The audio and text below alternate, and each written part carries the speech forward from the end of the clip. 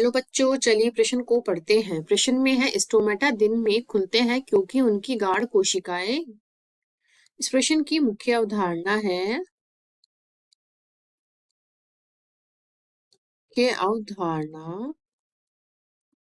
रंध्र, जिसको स्टोमेटा भी बोलते हैं इंग्लिश में।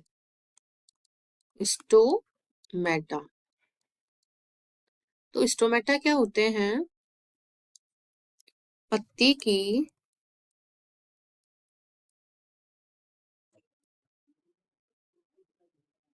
की बाह्य त्वचा पर उपस्थित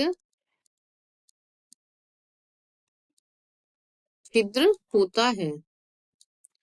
तो ये जो छिद्र होता है दो वक्राकार कोशिकाओं, जिन्हें द्वार कोशिका, रक्षक कोशिका या गाढ़ कोशिका बोलते हैं।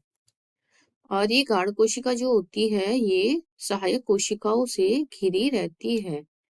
तो ये है सहायक कोशिका और ये है रक्षक या गाढ़ कोशिका। गाढ़ कोशिका।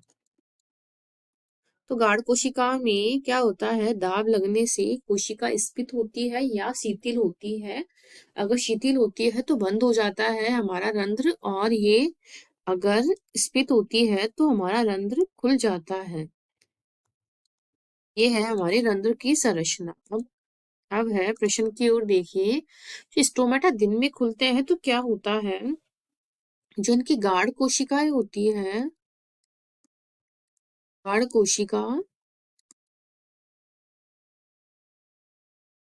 कोशिकाएं प्रकाश संश्लेषण द्वारा क्या करती है? प्रकाश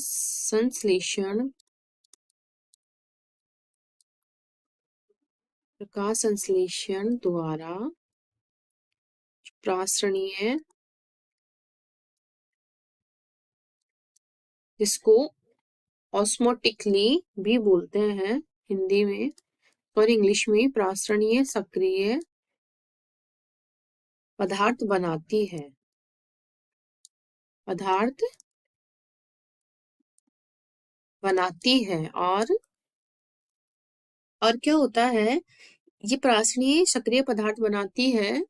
उसके परिणाम स्वरूप क्या होता है, इसके प्रासरणीय दाब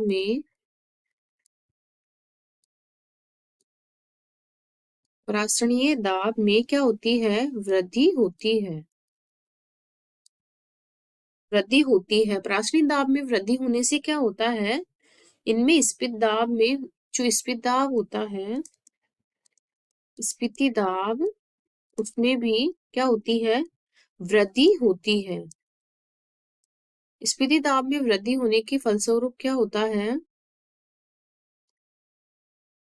इसके स्फीति दाब में वृद्धि के फलस्वरूप क्या होता है, इसमें अंतः परिवर्तन या अंतः प्रासरण के कारण होती है। अंतः प्रासरण के कारण। इसमें क्या होता है, प्रकाश संश्लेषण करके प्रासरणीय सक्रिय शर्करा तथा कार्बनिक अम्ल का निर्माण करती है, तब हमारे स्टोमेटा खुलते हैं। तो ये कार्बनिक अम्ल का जो निर्माण करती है वो कौन सा होता है, वो होता है मैलिक अम्ल। मैलिक अम्ल जो है कार्बनिक अम्ल। तो इस प्रकार हमारे जो स्फीति दाब में वृद्धि किस लिए होती है, अंतः प्रासरण के कारण। प्रासरण क्या होता है, इसमें विलेय के अणु उच्च सांद्रता से निम्न सांद्रता की ओर, तथा जो जल के अणु होते हैं वो अपनी निम्न सांद्रता से उच्च सांद्रता की ओर गमन करते हैं। इस प्रकार जो प्रासरण होता है वो दो प्रकार का होता है, अंतः प्रासरण तथा बाह्य प्रासरण। तो इस प्रकार हमारे कोशिका में क्या होता है, स्फीत दाब में वृद्धि हो जाती है, जिससे हमारे स्टोमेटा खुल जाते हैं और कोशिका भी स्फीत हो जाती है।